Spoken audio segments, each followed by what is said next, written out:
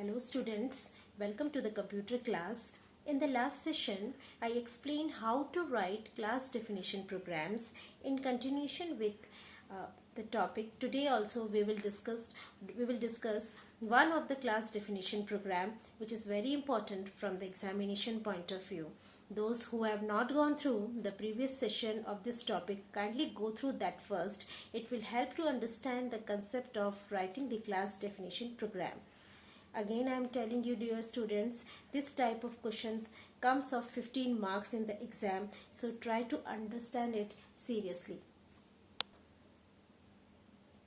Look at the board. The program is written over here. Define a class electric bill with the following specification. Means the name of the class is electric bill. And these are the instance variables of the data members given here. The first one is n, and the data type of n is string, and this n is going to store the name of the customer. The next one is units. It will store the number of units consumed, and this bill, another one, the data variable is, instance variable is bill, which is of double type, and it is going to store the amount to be paid. Right, so these are the three data members of the class electric bill, and from this it is clear that this class is going to calculate the bill of the customer based on the units consumed by the customer. The next, you see the member methods are written here. There are three member methods defined in this class. The first one is void accept, and this method will take, in fact this method will give the values to the variables, that is the name of the customer and the number of units consumed. We will use, obviously we will use the scanner class to give the values to the name of the customer and the number of units consumed by the customer. The next one is, the next method is void calculate. Now this void calculate method will calculate the bill of the customer based on the units consumed. Here the tariff chart is given here. Try to understand what this chart is telling. It is written number of units and the rate per unit. For the first 100 units, the rate will be 2 rupees per unit. And after that, for the next 200 units, the rate will be 3 rupees, and above 300 units, the rate will be 5 rupees. We will try to calculate the bill according to this tariff given in the question, right? Next, the third member method is display method, and this display method is used to print the whatever details we are having in the class. Like it will print the name of the customer, it will print the units consumed by the customer, and it will also print the bill amount of the customer, right? So these three are the member methods defined in this class. Then what is written over here?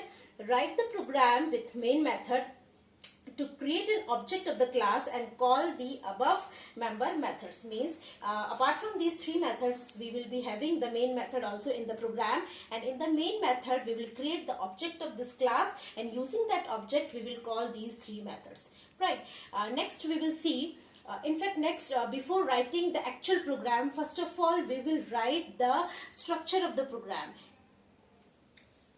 Look at the board, students. Before writing the actual program or actual piece of code, we will first design the structure of the class. See here I have designed, this is our class. The name of the class is electric bill, and in this class these three are the member data members, and these three are the member methods. So this is the structure of our overall class. So see, it is very important that you should know the structure of the program.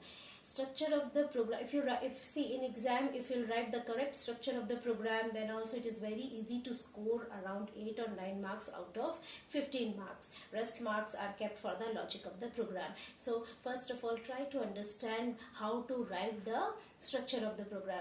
See, this structure you keep in your mind, and then afterwards you write the structure of the program. I will tell you how to write.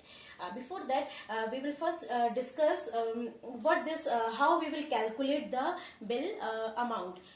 Means in other words, I should say that what will be the logic to calculate the bill amount of the customer. Look at the board, students. This is the logic to calculate the bill amount.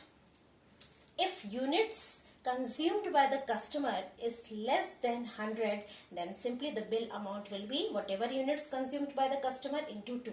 Suppose if the unit consumed by the customer is suppose 50, only 50 units is consumed by the customer, then what will be the bill amount? Bill amount will be 50 into 2, that is 100. 100 will be the bill amount of the customer. So I think this is clear, and this is this applies if the units is less than equal to 100. Now what is the second condition? If the units consumed by the customer is less than equal to 200. Now see, suppose the units consumed by the customer is 150. Suppose 150 units is consumed by the customer. Now what will happen in this case? In this case, the out of 150, the first 100 units out of 150, first 100 units will be charged according to 2 rupees, and whatever is left will be charged according to 3 rupees as it is given in the tariff chart. You see here, else if units less than equal to 200, bill will be equal to 100 into 2 for the first 100, and whatever is left, that is 100, if it is 150, then 150 minus 100, that is what is left, 50 is left. The rest 50 will be charged according to 3 rupees. This is the formula, or this is the logic which will be applied in case if the bill if the units consumed is less than 200. I think it is clear. And the third condition is this: if the units consumed by the customer is greater than 300, means if it crossed above 300, then how it is calculated? It is calculated according to this formula. Here also the same logic will be applied. The first 100 units will be charged according to 2 rupees, next 200 will be charged according to 3 rupees, and whatever is left will be charged according to 5 rupees. So this is the logic to calculate the bill amount of the customer. Look at the board. Here the complete program I have written. Public class electric bill. The name of the class is electric bill. And as we discussed in our previous session, that whatever data variables are there in the class should be declared in the beginning only. We are having three member variables.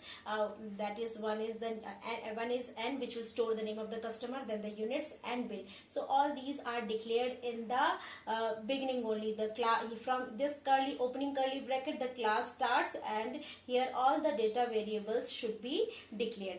Then this is the structure of the accept method, and this method is going to take the values in these two variables, that is in n and the units.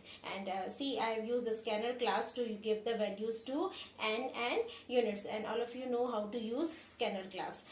Here in this statement, the scanner class object is created. Scanner sc equal to new scanner system.in, then one message is there under the name of the customer, sc dot next line. Next line is a method defined in the scanner class which is used to take string values, right?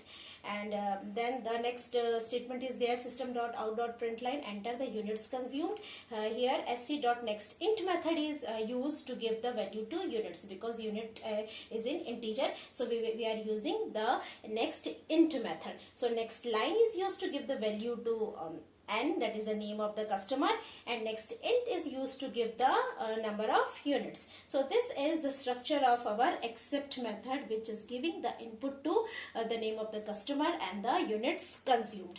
The next is the calculate method, and this calculate method is going to calculate the bill of the customer according to the units consumed, right?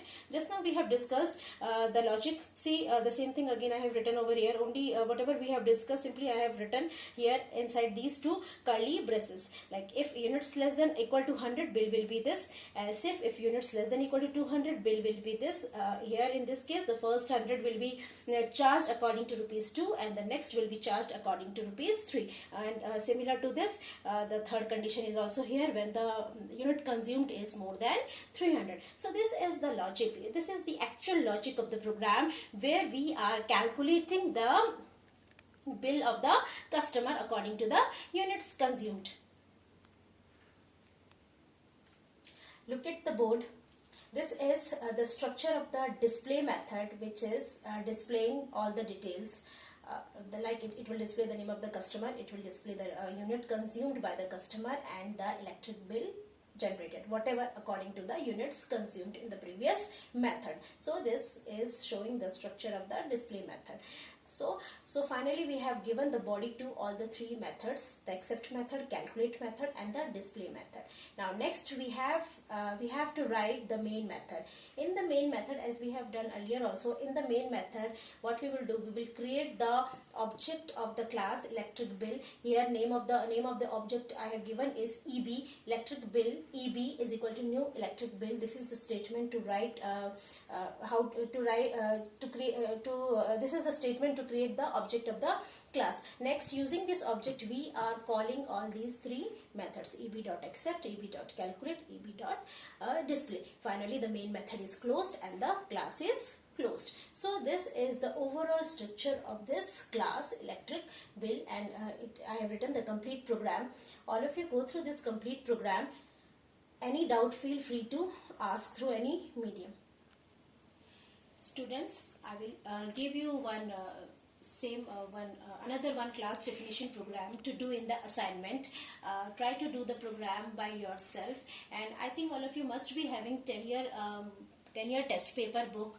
So many programs are given of this type, class definition programs, in this which is the part of section B in your board question paper. So if you are having that 10-year question paper, go through maximum programs. Try to write down maximum programs you can write. Have a nice day.